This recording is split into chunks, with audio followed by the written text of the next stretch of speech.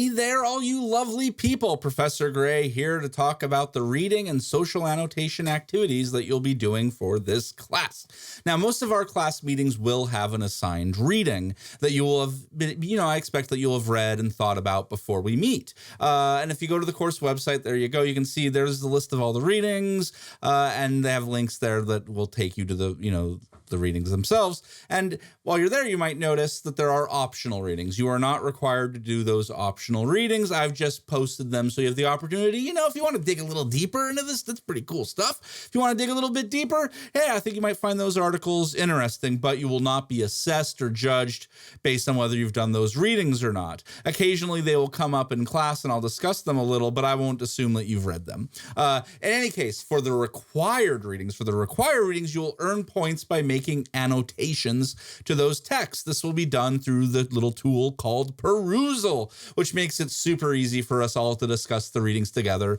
as a group. Because what Perusal does is it lets you mark up the readings. You highlight text, you type in a comment like this is interesting because of this or something like that, and then you can see what your classmates are saying about the text. Then you can talk back and forth to each other. That is the cool part. It is meant to be a social experience.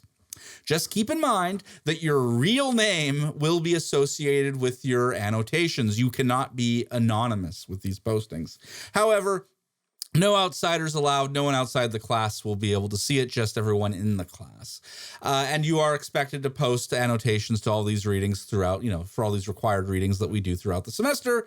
And what Perusal will do is it'll score each of these reading activities on its little scale there that it's got, and then it's I found it pretty reliable in doing this. It has a little calculator that it does to score your things. But of course, if you have concerns with how your score is being calculated, let me know and I can look in and see what the issue is. Of course, as always, there might be times when you can't get your social annotations done on time. Well, don't panic. Here you go. You can see how you can use Philosopher's Stones to help get you back on track. And of course, there it is, the course website there. You can go there and read a lot more detail about how social annotations will be working in this course. Now, the thing that I would like to do is just emphasize that all your social annotations must do three things. All your social annotations must be relevant, substantive, and respectful. Relevant, substantive, and respectful. Now, by relevant, I mean it's just something about the text, something connecting to the course. You're seeing something in the text and you're making some kind of connection. You're not talking about your weekend plans or your favorite movies and things like that. But this should be pretty easy. You'll highlight text. You'll say something relevant about what you see going on there that's interesting to you. Then your annotations must also be substantive. You don't just say, I agree, or this is silly, or no. Say what do you agree with? What do you like? What do you see going on? Is there something going on in the news? Whatever. You just got to say something and not just be like, I agree.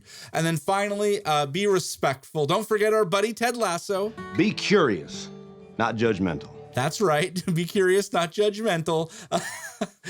Don't be a jerk. Don't challenge people's humanity and things like that. Don't yell, don't swear, don't curse, don't be a jerk, don't troll, no flame wars. You get the idea.